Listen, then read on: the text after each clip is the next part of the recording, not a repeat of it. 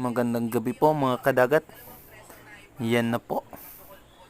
Naging coach nila po ako. At yan na po yung pinapagawa ko sa kanila. Yan na ang paghahanda ng pamangkin ko. Si Ramram. Yan na po yung nasa gilid. Yan na po si Ramram. Yung pamangkin ko. Yan na po. Kahit hirap na sila, yun. Tuloy na tuloy pa rin yung pinapagawa ko sa kanila. At pasensya na po kayo. At yan naman ay para sa inyo. At may bunga pa rin yan.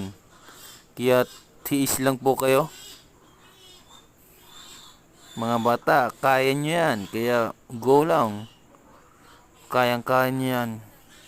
Tiwala lang sa sarili. Yan na po.